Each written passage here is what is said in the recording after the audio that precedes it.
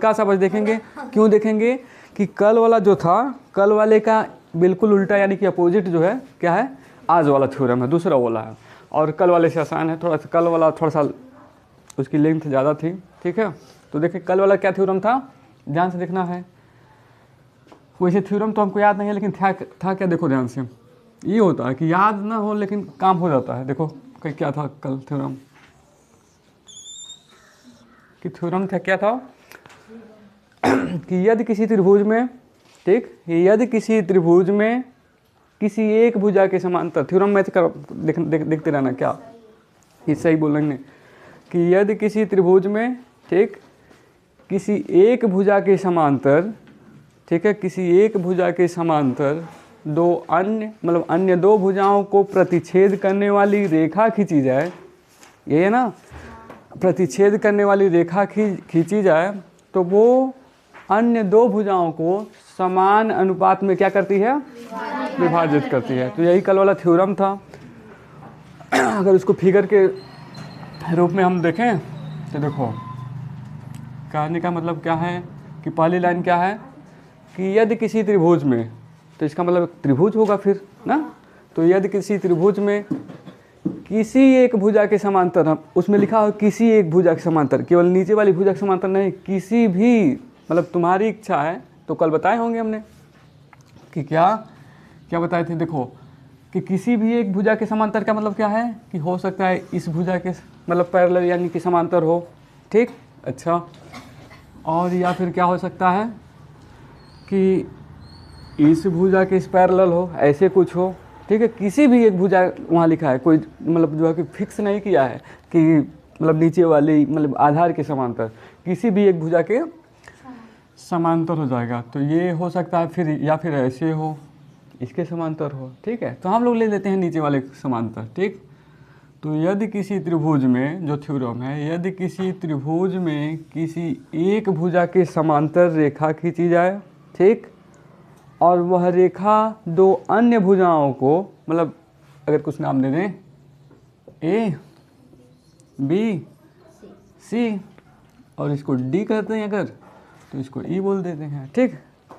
तो यदि किसी त्रिभुज में कोई एक रेखा खींची जाए, ठीक, तो ये जो दो रेखा है अन्य दो भुजाओं को यानी कि ए बी और ए सी को दो बिंदुओं पर काटेगी, और जिस बिंदु पर काटेगी वो बिंदु इन दोनों भुजाओं यानी कि साइडों को क्या करेंगी, समान अनुपात में विभाजित करेंगी। समान अनुपात में विभाजित करने का मतलब क्या है, समान अनुपात का मतलब क्या है, देखो ध्यान से, कल जो हम लोग प्रूव किए थे कि ए डी अनुपात का मतलब क्या होता है, मतलब रेशियो का मतलब क्या होता है कि बट्टे से यानी कि अपान होना चाहिए, ठीक है। तो ध्यान से देखो कि मतलब समान अनुपात होना चाहिए, यानी कि ए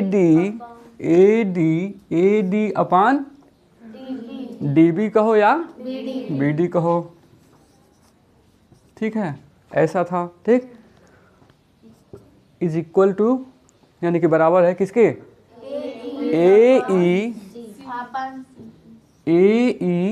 अपान सी ई या ई सी कहो। तो हम लोग जनरली क्या करते हैं कि ए बी सी डी वाले फॉर्मेट में, मतलब ए से जैसे कि ए पहले आता है, बी बाद में आता है, तो यहाँ क्या है, सी पहले आता है, ई बाद में आता है, तो क्या लिखेंगे इसको, सी ई लिख देते हैं, ठीक है। तो यही हम लोग प्रूव किए थे, यही मतलब है। आज क्या करना है हम लोग को दूसरे वाले थ्योरम में, कल वाले में क्या बोल रहा था, कल वाले में बोल रहा था कि अगर एक समांतर रेखा है किसी भी एक भुजा के समांतर, तो दो अन्य भुजाओं पर जब वो कट करेगा, ठीक है, जब कट करेगा तो कट करने के बाद जो बिंदु हैं मतलब दोनों भुजाओं पर, वो दोनों भुजाओं को समान अनुपात में डिवाइड करेंगे, मतलब बांटेंगे, विभाजित करेंगे। आज वाला थ्योरम क्या कर रहा है, आज इसका बिल्कुल अपोजिट होगा। और इसमें हमको लगता है त्रिभुज तुम लोगों के सिलेबस में दो ही थ्योरम भी है ना। तो दूसरा वाला थ्योरम कह रहा है क्या कि अगर उसका उल्टा क्या कि अगर किसी त्रिभुज में दो ऐसे पॉइंट हैं किसी भुजाओं पर, ठीक, अगर किसी त्रिभुज में दो ऐसे पॉइंट हैं किसी भुजा पर जो भुजाओं को समान अनुपात में विभाजित करते हैं, ठीक, समान अनुपात में क्या करते हैं हम विभाजित करते हैं तो 102% गारंटी होगी उस थ्योरम के अनुसार कि क्या, कि वो जो रेखा है ना वो समांतर है। पहले क्या था, पहले समांतर दिया हुआ था, अब प्रूव करना था कि समान अनुपात में है। अब क्या है, समान अनुपात में है, अब समांतर हम लोगों को प्रूव करना होगा। ठीक है, बिल्कुल कल वाले के एकदम अपोजिट है। ठीक, तो दूसरा वाला थ्योरम अब हम लोग शुरू करते हैं आज। ठीक है, तो देखो थोड़ा सा स्टेटमेंट बताओ, लिख दें इस पर, थोड़ा सा वो कैमरे में आ जाए। ठीक है,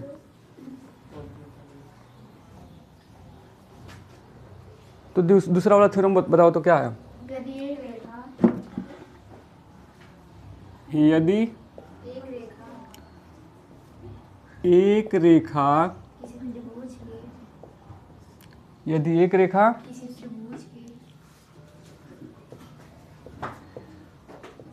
किसी त्रिभुज की किसी त्रिभुज की दो भुजाओं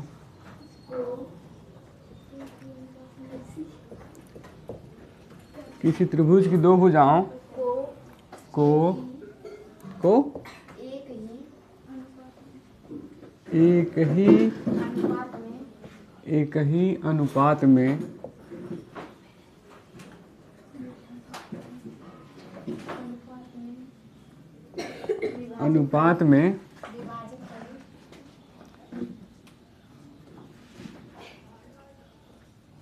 विभाजित करे हाँ, तो वह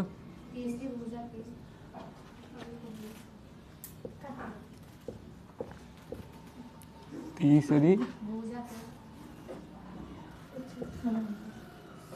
भुजा के क्या होगी,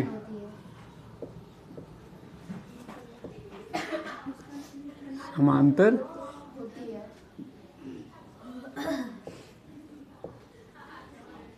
होती है। ठीक है, तो इसको हम लोगों को प्रूव करना है। ठीक है, तो इसका देखते हैं क्या इसका तरीका है। ठीक है, क्यों हंस रही हो जी? हाँ, खोल के हंस लो, जब हंसो तो इन सबों को भी बता दो ताकि ये सब भी हंसते रहें। बस अपने में अच्छी। अब ध्यान से देखो, अब इसमें क्या है,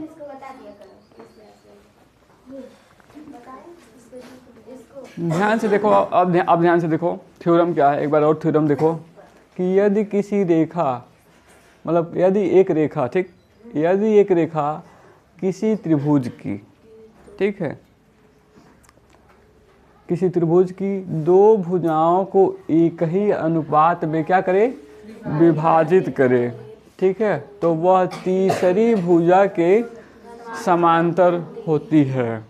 अब प्रूव करना है, इसको प्रूव करने के लिए हम लोग क्या करेंगे, जैसे क्या होता है ना, कभी कभी हम लोग के पास कुछ जैसे कि मतलब साधन नहीं होते हैं। जैसे कि मान लो कि सब्जी बनानी है और सब्जी बढ़िया बनानी है, ठीक है, और टमाटर नहीं है। अब समस्या है कि अब करें तो करें क्या ना, टमाटर नहीं है। तब ये होता है कि टमाटर जैसी कुछ और चीज़ अगर खट्टी हो तो उसको डाल दें उसमें। ये होता है ना हम लोग आइडिया, सब्जी तो बढ़िया ही बनानी है, क्योंकि मान लो कोई वो जो है कि क्या कहते हैं, अतिथि आने वाले हैं ना, मेहमान, ठीक है, मेहमान आने वाले हैं, तो सब्जी तो किसी कंडीशन में हम लोग बढ़िया ही बनाएंगे। अब टमाटर नहीं है तो कोशिश करेंगे कुछ वैसा ही, मतलब मिला जुला जो उसका जो है कि हाँ खट्टा टाइप कुछ हो, ताकि उसमें डालें, ताकि वो टमाटर की कमी को जो है फुलफिल यानी कि जो है कि पूरा करता रहे। ठीक, तो इसी के लिए यहाँ हमारे पास थोड़ा सा एविडेंस यानी कि प्रूफ की समस्या है, मतलब कमी है। तो उस टमाटर की कमी को देखो कैसे हम लोग जो है कि क्या करते हैं, मतलब पूर्ति करते हैं। ठीक है, हिंदी इंग्लिश में वो गड़बड़ा जाता है कि मतलब फुलफिल बोले या पूर्ति बोले ना, तो इसलिए कभी कभी फंस जाती हो, शब्द अंदर ही रह जाता है, बस मुस्कुरा देते हैं बस ना। तो यहाँ देखो ध्यान से, अब हम लोग थ्योरम को हम प्रूव करते हैं। कल वाले से आसान है क्या इसमें? जैसे मान लो अगर हमको प्रूव करना है, गुड़िया पे आते हैं, हमारी नज़रें तो मतलब हमेशा गुड़िया पे ही होती हैं, ठीक। तो अगर प्रूव करना है हमको कि ये गुड़िया है, ठीक, हमारे पास कुछ भी प्रूफ नहीं है, ठीक। प्रूव करना है क्या है कि ये गुड़िया है और हमारे पास कुछ प्रूफ नहीं है, ना तो गुड़िया का आधार कार्ड मेरे पास है, ना तो कुछ भी है, मतलब अभी, और वोटर कार्ड तो बना ही नहीं होगा इसका, ठीक है। तो अब हम क्या करेंगे कि हम ध्यान से सुनो, यही जो लॉजिक बता रहे हैं उसी लॉजिक से ये प्रूव हो जाएगा। जब भी एविडेंस की कमी हो यानी कि प्रूफ की कमी हो तो हम लोग इसी तरीके से बात करेंगे। जब चक्रीय चतुर्भुज प्रूव करना होता है, किसी चतुर्भुज को चक्रीय चतुर्भुज प्रूव करना होगा, चतुर्भुज में हम लोग पढ़ेंगे, क्वाड्रिलेटरल में पढ़ेंगे। तो अगर किसी चतुर्भुज को चक्रीय चतुर्भुज यानी कि साइक्लिक क्वाड्रिलेटरल प्रूफ करना होगा तो वहाँ भी यही लॉजिक इस्तेमाल करते हैं, क्या कि एविडेंस वाला जो मतलब जो है कि कमी है। अब ध्यान से देखो, तो मान लिए हम क्या कि गुड़िया नहीं है, ठीक। जब भी होगा ये तो हमेशा यही मानेंगे हम लोग कि गुड़िया नहीं है। तो अब ये होगा कि गुड़िया फिर जो है कि चंद्रकला होगी, ठीक है। ये तो हो सकता है ना कि फिर अगर गुड़िया नहीं है तो इसका मतलब क्या है कि गुड़िया चंद्रकला होगी, या फिर गुड़िया कामना हो सकती है, ठीक है, या फिर गुड़िया, क्या नाम है तुम्हारा, वंशिका हो सकती है, या मतलब गुड़िया कुछ भी है। गुड़िया अगर गुड़िया नहीं है तो गुड़िया के अलावा सब कुछ हो सकती है। हो सकता है गुड़िया सत्यम हो जाए, ठीक है, तो ये हो जाए, ये हो सकता है। खैर वो जेंडर वाली बात हो गई ना, हाँ हम जानते हैं, इसीलिए तुम वैसे हो, ठीक है। तो हो सकता है ये। तो अब ध्यान से देना, जब ऐसे हम लोग मान लेंगे कि गुड़िया नहीं है, यानी कि फिर तब हम लोग फिर नीचे लिखते हैं क्या कि इसका मतलब क्या है कि गुड़िया चंद्रकला है, या फिर गुड़िया ये है, मतलब सत्यम है, या फिर गुड़िया ये है। और लास्ट में हम लोग क्या कहेंगे, अब चूंकि चंद्रकला का घर उधर है, चंद्रकला का घर उधर कहीं है, सत्यम जो है कि कृष्णा का भाई है, ठीक है, और फिर मतलब जो कुछ होगा उसका एविडेंस देंगे कि वो यहाँ से संबंधित है।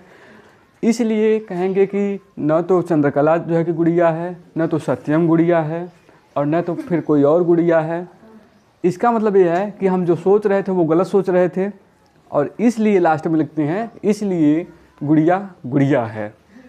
ऐसे प्रूफ करते हैं हम लोग। जब भी एविडेंस की कमी हो तो यही कहानी हमेशा याद रखना है। जब भी अपने पास प्रूफ ना हो कि ये सत्यम है तो इसी तरीके से बात प्रूफ करी जाती है। तो यहाँ वही करेंगे कि हमारे पास एविडेंस यानी कि प्रूफ की कमी है, तो हम लोग क्या करेंगे, देखो ध्यान से, कि कह रहा है कि समांतर प्रूफ करिए, ठीक है ना, कि अगर कि यदि किसी एक रेखा किसी त्रिभुज की दो भुजाओं को एक ही अनुपात में विभाजित करे तो वह तीसरी भुजा के समांतर होती है। तो हम ये मान लेंगे कि मान लें हम कि तीसरी भुजा के समांतर नहीं है। तब जब समांतर नहीं होगी तो क्या क्या होगा, उसी के आधार पर हम लोग करेंगे। देखो ध्यान से, तो आते हैं आप अपना काम करते हैं, ठीक। यदि एक रेखा है, मालूम हो गया, ठीक। अच्छा, किसी त्रिभुज की, तो त्रिभुज है तो पहले हम लोग एक काम कर लेते हैं, पहले बस वो जैसे जैसे बोले वैसे वैसे करते जाना है। कुछ अगर थोड़ा सा सोचने की तुम लोगों को आदत है तो आराम से एकदम जो है कि कर ले जाओगे, ठीक है। बस सोचने की आदत होनी चाहिए। अब देखो ध्यान से देखो, तो किसी त्रिभुज की, तो कोई त्रिभुज हमने बना दिया, नाम भी दे देते हैं, ए बी सी, कोई नाम दे दिया हमने। अच्छा, अब क्या कर रहा है, यदि एक रेखा किसी त्रिभुज की, ठीक है, मतलब एक रेखा भी है कहीं, ठीक है, दो भुजाओं को एक ही अनुपात में विभाजित यानी कहीं कट कर रही है, ठीक है। तो मान लिया हमने कि ये रेखा है, ठीक। इसका भी वही कल वाला नाम दे देते हैं, डी और ई, ठीक। हाँ, लेकिन एक बात याद रखना है, कल वाले फिगर में ये हमको पहले मालूम था कि BC समांतर है D, मतलब DE के, या DE समांतर है BC के। आज ये समांतर मालूम नहीं है, ये प्रूव करना है हम लोगों को। ठीक है, ध्यान से देखना है, कल मालूम था, आज वही चीज़ प्रूव करनी है। ठीक है, ये हो गया, ऐसा है। तो वह तीसरी भुजा के क्या होगी, समांतर होगी।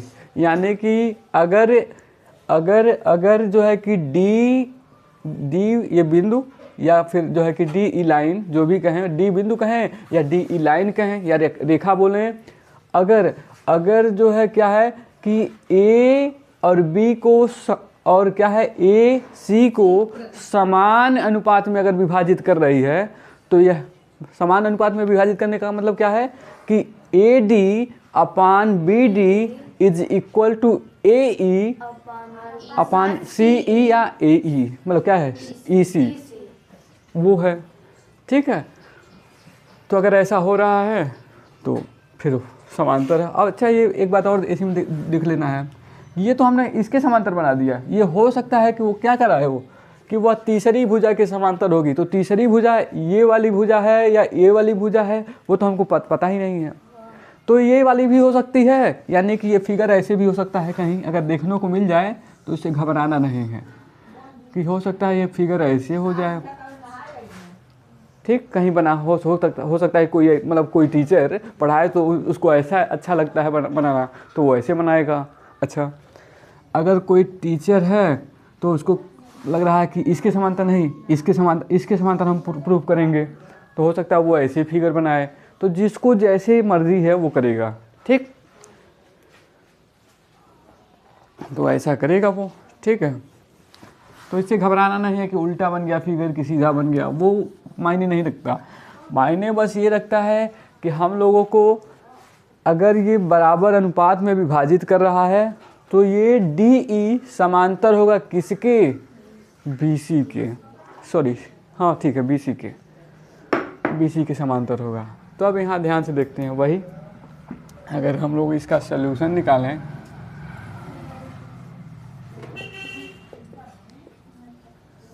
अगर हम लोग सल्यूशन इसका देखें तो वही पहले थोड़ा सा हम लोग देख लेते हैं कि क्या है, दिया क्या है।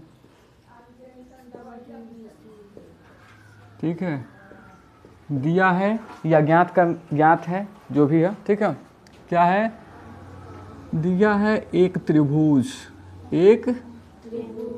क्या नाम है उसका, ABC। ठीक है, दिया है एक त्रिभुज ABC जिसमें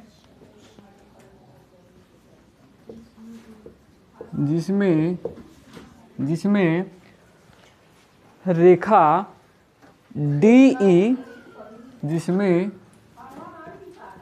रेखा DE ऐसी है, मतलब सच दैट ना, ऐसी है या इस प्रकार है। ठीक है, ऐसी है कि क्या है, ऐसी है कि ये भुजा ऐसी है कि, ठीक है, कि भुजा क्या है, AB ना, AB ये वाला A और ये B, भुजा AB तथा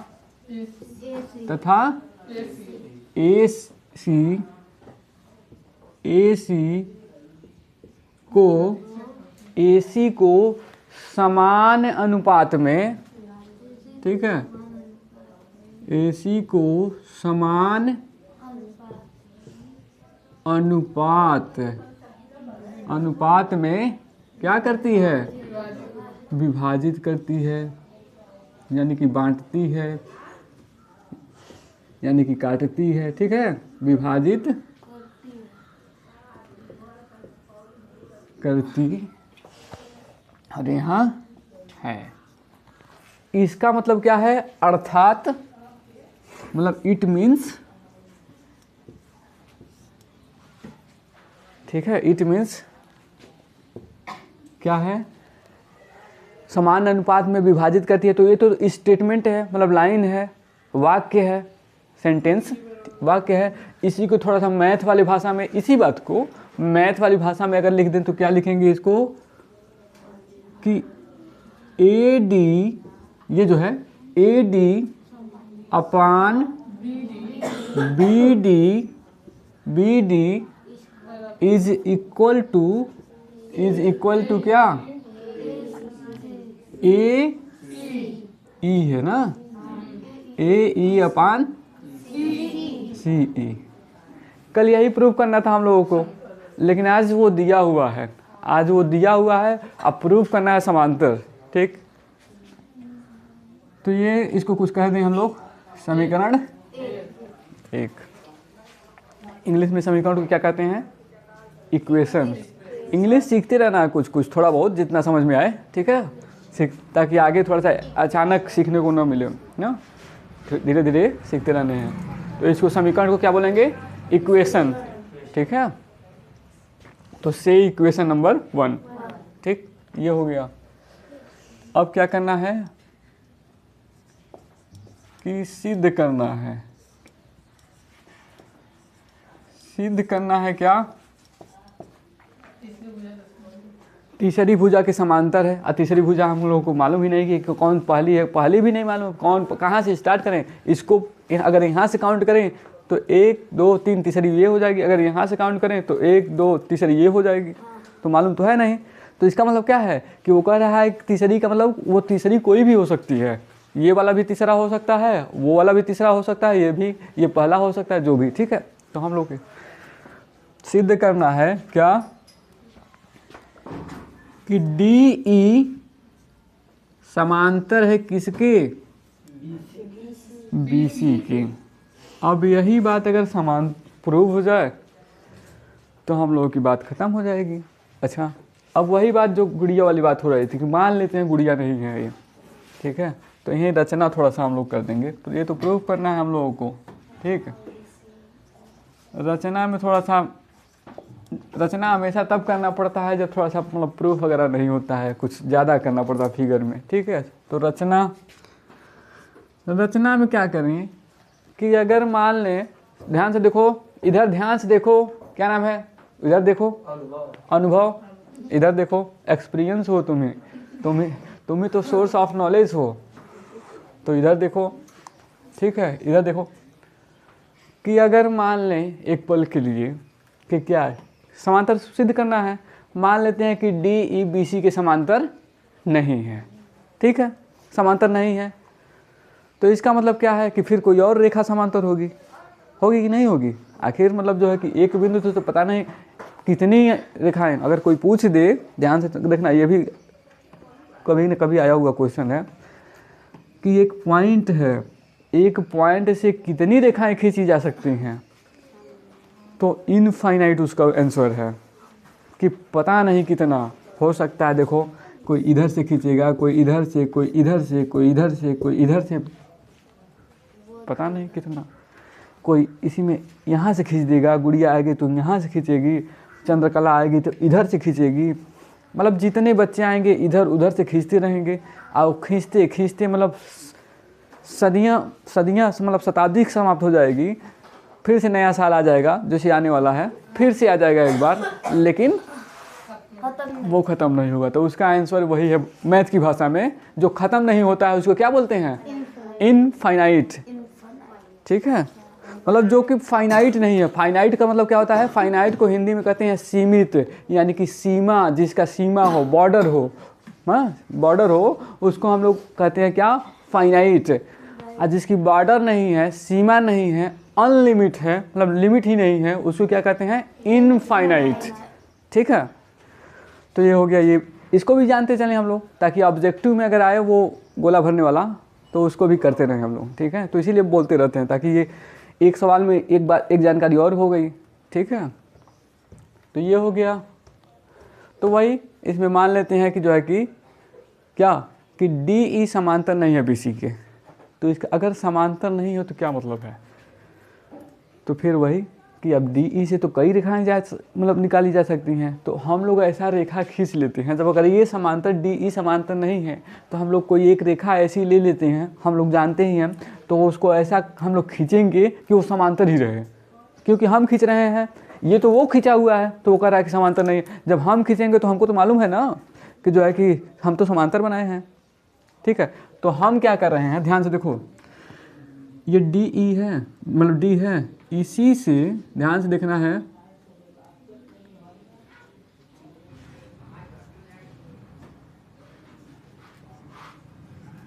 ध्यान से देखो, जब नहीं समझ में आएगा तब बोलना। अब हम क्या किए कि ये सब मान लिए कि मतलब समांतर नहीं है, लेकिन अब कहें कि अगर समांतर नहीं तो हम अब रेखा खींच रहे हैं कि ऐसी रेखा खींचेंगे जो क्या होगी, बीसी के समांतर होगी। ये हमने खींचा है तो उसकी गारंटी हम ले रहे हैं, 102% गारंटी है कि जो है क्या है, वो समांतर है। अब देखो ध्यान से, और इसको मान लेते हैं कुछ कि अगर ये नीचे वाला ई है तो ये क्या है, ई डैश मान लेते हैं। अब आते हैं रचना में, जो हमने काम किया है वो वही रचना में थोड़ा सा लिख देते हैं बस। क्या रचना में कि माना कि डी ई समांतर नहीं है किसके, बीसी के। ठीक है, माना डी ई समांतर नहीं है बीसी के। ठीक, यहाँ के अगर लिख दें तो और थोड़ा सा स्पष्ट हो जाएगा अपने भाषा में, जितना लैंग्वेज आसान हो वही है। ठीक, माना डी ई समांतर नहीं है बीसी के, इसलिए या अतः, ठीक, अतः डी ई डैश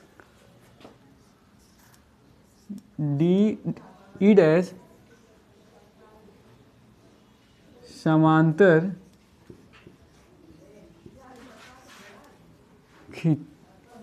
ठीक है, खींचा, ऐसे लिख देते हैं कि डी ई डैश खींचा जो समांतर है, खींचा जो समांतर है, यानी कि पैरेलल है। ठीक है, समांतर है किसके, बीसी के। ठीक है, जो समांतर है किसके, बीसी के। ठीक है, तो अब देखते हैं क्या है ये, और क्या है कि अब हम लोग अगर समांतर है तो एक कल वाला थ्योरम कि अगर समांतर है तो फिर बराबर भुजाओं बराबर अनुपात में विभाजित करेगा, इसलिए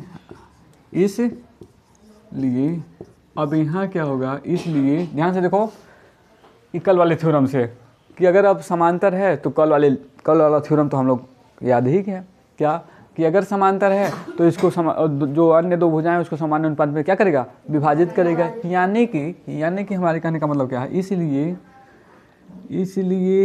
ए डी, ध्यान से देखना, A D upon B D is equal to क्या, ए ई डैश। अब ई डैश बात करेंगे, उसकी बात नहीं, क्योंकि वो समांतर ही नहीं है। अब फार्मूला जो मतलब थ्योरम जो कल वाला बताए थे वो तो समांतर होता है तब ना लागू होता है। तो अब यहाँ से इसको छोड़ देते हैं, अभी इसको ई को नहीं देखना है। ठीक, तो यहाँ क्या हो जाएगा, ए ई डैश अपान ई डैश सी या सी ई डैश। ठीक है, सी ई डैश। ठीक है, अब हम लोग आते हैं अपना वो प्रूफ करने की ओर। ध्यान से देखो कि की पत्ती, ऐसे ना देखना, थोड़ा सा हिंदी थोड़ा सा गड़बड़ा जाता है कभी कभी। ठीक है, उपपत्ति में अगर देखें क्या, तो क्या करें हम लोग, बताओ कुछ आइडिया।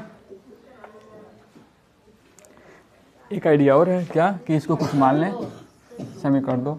समीकरण बस मानते क्यों हैं बताए हैं कि बातें हम मतलब ताकि हम ये बता पाएँ कि अगर वैल्यू यानी कि मान कहीं से ला रहे हैं तो कहाँ से ला रहे हैं, बस इतना बताने के लिए समीकरण मानते हैं।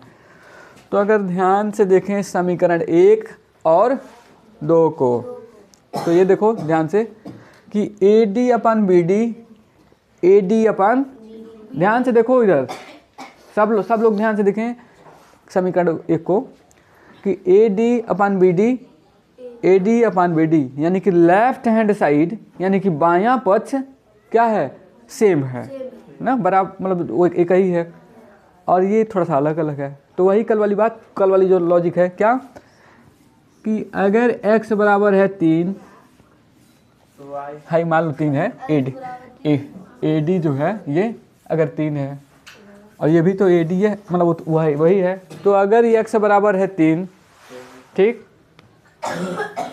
y बराबर है क्या 3, यानी देख रहे हो ये सेम है ही ना। ये तो सिंपल सा लॉजिक है, जो मैथ लगाता है उसको तो इसको मालूम ही होता है। अब सेम है तो इसका मतलब क्या है कि x बराबर y, तो ये x बराबर y हो ही जाता है, नहीं हो जाता है। और इसी के लिए हमने माना हो, ये जुगाड़ मतलब भोजपुरी भाषा में कहते हैं जुगाड़ है ये। तो ये हमारा जुगाड़ था कि रच करके और जुगाड़ से हम लोग प्रूव करेंगे। अब कोई काटेगा भी नहीं। और चूँकि अब ये वीडियो तो अपलोड भी हो रहा है, अब तो कोई देख सकता है, गलत है तो बोले, ठीक। तो यहाँ ध्यान से देखना है, अब ध्यान से देखो। तो वही क्या लिखेंगे उपपत्ति में, समीकरण यानी कि इक्वेशन 1 व समीकरण 2 से। समीकरण 1 और 2 से हम लोग क्या पाते हैं कि AE upon CE is equal to AE dash upon CE dash. कोई समस्या है यहाँ तक? अभी नहीं है तो अच्छी बात है। एक काम बस और कर लेते हैं क्या, हाँ, तो एक काम और कर लेते हैं क्या कि दोनों पक्षों में एक जोड़ के देखते हैं क्या होता है। अभी देखना कुछ बहुत अच्छा मतलब जो कि निष्कर्ष निकलने वाला है। अब बस हो गया ये, वही एक जोड़ने के बाद निष्कर्ष आ जाएगा, हो गया प्रूफ। देखो ध्यान से कि यहाँ लिख देते हैं क्या कि दोनों पक्षों में क्या करने पर, एक जोड़ने पर, अगर एक जोड़ दें हम तो ध्यान से देखो क्या हो जाएगा, AE upon CE plus 1 is equal to क्या, AE dash upon CE dash plus 1। यहाँ तक तो कन्फ्यूजन नहीं होनी चाहिए, ठीक है। इसको मिटा देते हैं, ये रफ वाला काम है, ठीक है। अच्छा, अगर इतना समझ में आ गया तो एक बात और समझ लेनी है क्या, ध्यान से देखो, हो गया ये। एलसीएम जैसे लिया जाता है, एलसीएम ले लेते हैं। मान लो अगर इसके नीचे तो 1 ही माना जाता है ना, 1 हो गया, इसके नीचे भी 1 ही होता है। जब किसी संख्या के नीचे कुछ नहीं होता है इसका मतलब 1 छिपा होता है, तो वो 1 है, तो CE ही एलसीएम आ जाएगा इसका, ठीक है। लॉसो तो वही कर लेते हैं, ध्यान से देखो, इसका इधर गुणा हो जाता है, तो कहने का मतलब क्या हो जाएगा, AE प्लस CE बटे CE, और इधर वाला क्या हो जाएगा, AE dash plus CE dash upon CE dash. कोई समस्या यहाँ तक नहीं होनी चाहिए। अब ध्यान से एक बार देखना है, एक बार और ध्यान से कि AE डैश, ध्यान से देखो इस फिगर में, सॉरी डैश नहीं है यहाँ पे ना, ये वाला डैश वाला नहीं है, थोड़ा सा ध्यान से, क्या है AE, ठीक, अच्छा, प्लस CE, ठीक है। ध्यान से देखो हम कहना क्या चाहते हैं कि ए ई और प्लस सी ई के जगह पर ए सी लिख सकते हैं क्या? ध्यान देने वाली बात है ये, नहीं हो पाएगा? हो जाएगा कि ए ई और प्लस सी ई के पूरी की जगह पर हम लोग क्या लिख दें? तो वही लिखने जा रहे हैं। तो हम लिख देंगे इसकी जगह पे क्या? ए सी, ठीक है, ऊपर वाली जगह पे। नीचे क्या? सी ई लिख दिए। और थोड़ा सा उस वाले को देखो, इसको भी कुछ लिखा जा सकता है, ए ई डैश प्लस सी ई डैश, इसको क्या लिखा जा सकता है? ए सी।